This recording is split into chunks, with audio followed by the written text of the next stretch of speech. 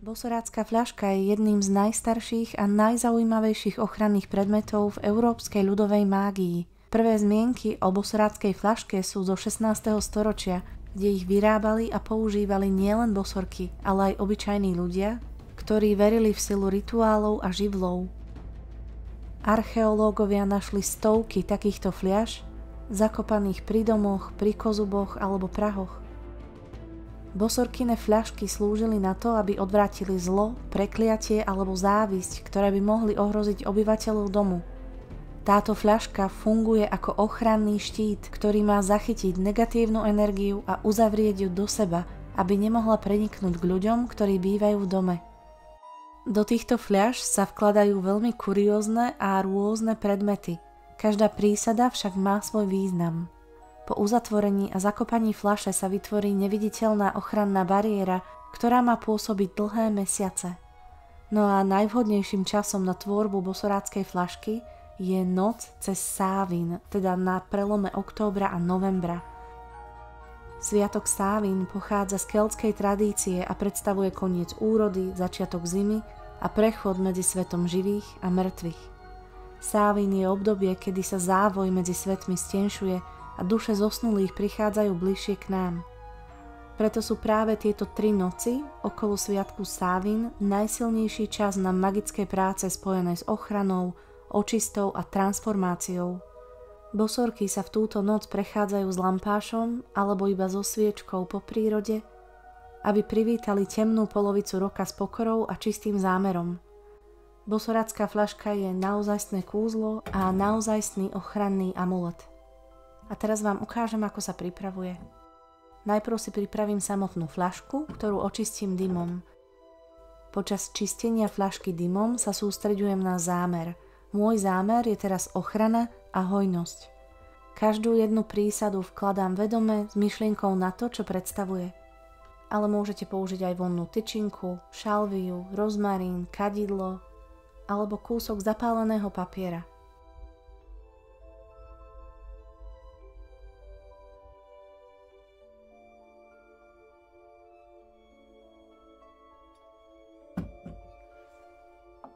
Keď je fľaška očistená, pridám soľ. Ja použijem himalajskú soľ, ale môžete použiť aj obyčajnú kuchynskú soľ.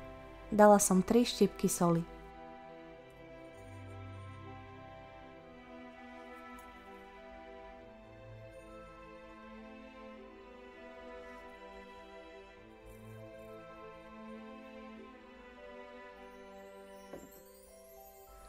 Teraz použijem 12 trňov ruže.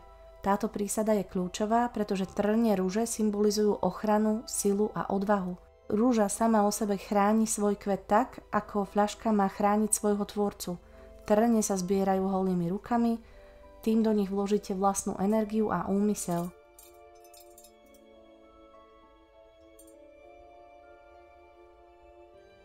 Ďalej použijem rozmarín. Rozmarín sa od dávna považuje za jednu z najsilnejších ochranných bylín. Čistí priestor, odpudzuje zlé energie, prináša múdrosť a jasnú myseľ. V minulosti sa dokonca vešal nad dvere domov, aby odháňal nešťastie. Môžete použiť aj iné bylinky ako šalviu, tymián, levandulu alebo jalovec. Ja som použila 3 vetvičky rozmarínu. Teraz vložím bazové drievko s 3 výhonkami. Rozlámem ho na 4 časti. Baza je v slovanskej a keltskej tradícii krom života a smrti. Spája svet živých s duchovným svetom a chráni dom pred zlými silami. Od pradávna sa verí, že v baze prebývajú ochranní duchovia domova. Drevo vložím do fľašky a teraz vložím 4 klince, ktoré symbolizujú 4-ročné obdobia a 4 svetové strany. Železo je starodávny ochranný kov, ktorý odpudzuje zlo a uzemňuje energiu, preto sa klince pridávajú aj do tradičných bosoráckych fľaš. Ako symbol ochrany je tu takisto aj špicatý hrot klinca. Pre silnejšiu ochranu je dôležité vložiť aj ochranné rastliny s trňmi. Použijem list bodliaka. Bodliak má ostré listy, ktoré pohlcujú negatívnu energiu a premieňajú ju na silu a odvahu. Teraz prisypem čierne korenie, pridám od oka, je to ďalší mocný ochranný prostriedok. Čierne zrnká pohlcujú zlobu a závisť a bránia vstupu negatívnych síl a zároveň posilňujú osobnú energiu. Ešte pridám vetvičku jedle alebo smeku. Tieto ihličnany symbolizujú stálosť, životnú silu a ochranu počas zimy. Ich ihličie zachytáva a neutralizuje temné energie. Môžete pridať aj hadiu kožu, tá symbolizuje premenu, zhadzovanie starého a znovuzrodenie. Ale ak nemáte hadiu kožu, môžete ju nahradiť kôrou z brezy. Ja som si kôru brezy usušila vopred. Na kôru brezy napíšte svoje meno alebo mená všetkých, ktorých má fľaška chrániť. Napíšte celé meno aj priezvisko. Môžete použiť aj obyčajný papier alebo bobkový list. Teraz ju spálim na popol. Toto spaľovanie predstavuje element ohňa a oheň premieňa hmotu a energiu a aktivuje kúzlo. Prísada popola je veľmi dôležitá pri bosoráckej fľaške, pretože spája všetky živly.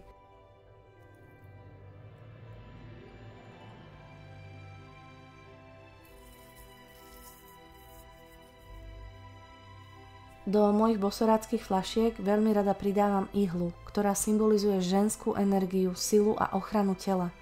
Ak máte rozbité sklo alebo pohár, vyberte tie najostrejšie kúsky a vložte ich do fľašky. Ostré hrany fungujú ako energetické čepele, ktoré prerežú a odrazia zlé úmysly.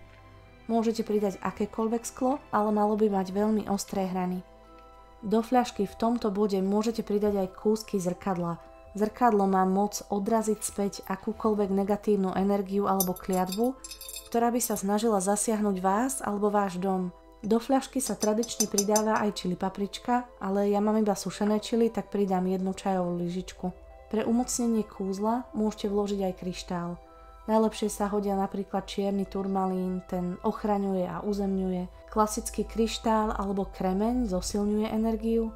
Tiež ametist, ten prináša pokoj a duchovnú rovnováhu, alebo citrín, ten prináša hojnosť a ten pridávam aj ja. Bosorácku fľašku môžete smerovať nielen na ochranu osôb v dome, ale aj napríklad ochranu financií. Pridám teda mincu, alebo môžete pridať malý magnet. No a teraz sú na rade osobné predmety a osobné prísady. Osobný predmet je tu veľmi dôležitý, pretože tu ide o spojenie medzi fľaškou a výrobcom. To jej dáva identitu a robí ju živou. Teraz pridám prameň vlasov. Vlasy sú silný nositeľ osobnej energie a identity. Môžete pridať aj zvieracie chlpy, pierka, ak chcete, aby fľaška chránila všetkých obyvateľov domu, vrátane zvierat.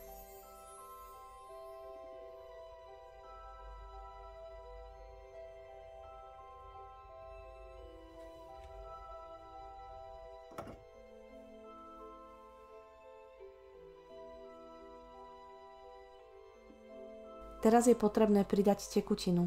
Ja pridám ocot, ten uzatvára a konzervuje energiu, neutralizuje negatívne vplyvy a symbolizuje element vody. Ak nemáte ocot, môžete použiť artéskú vodu, mesačnú vodu, červené víno, ale najčastejšie sa fľaška naplnila močom výrobcu. Keďže ja som používala ocot, do svojej fľašky pridám sliny.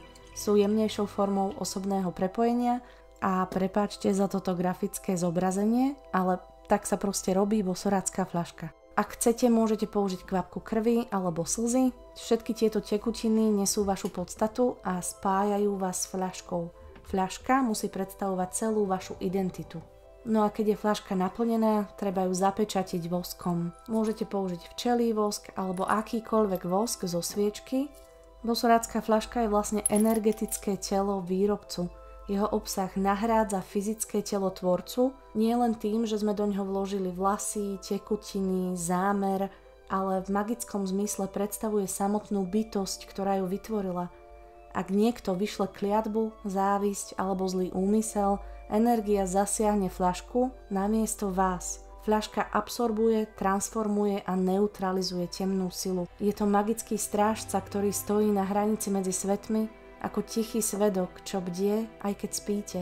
Je zapečatená voskom a uzatvára kruh ochrany. Je to živý amulet, ktorý dýcha spolu s domom, s človekom a rodinou, pre ktorú bola vytvorená. Jej sila zvyčajne trvá celý jeden cyklus roka, od sviatku Sávín do ďalšieho sviatku Sávín. Chcem vás ešte upozorniť, že nie je vhodné nechávať ju len tak stáť na poličke ako ozdobu. Bosorácka fľaška je silný magický predmet, ktorý nesie v sebe energiu zámeru aj obety. Jej miesto je v zemi alebo v zakopanej skrýši niekde v lese, kde pôsobí ticho a nerušene. Po zapečatení sa bosorácka fľaška už nesmie otvárať. Pochováva sa vďakou a tichým poďakovaním.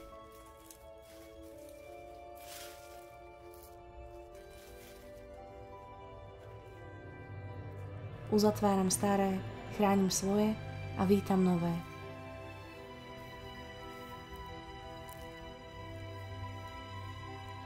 Ďakujem vám za pozretie tohoto netradičného videa a mnoho liečivej energie posiela zelená bosorka zo starého mňa.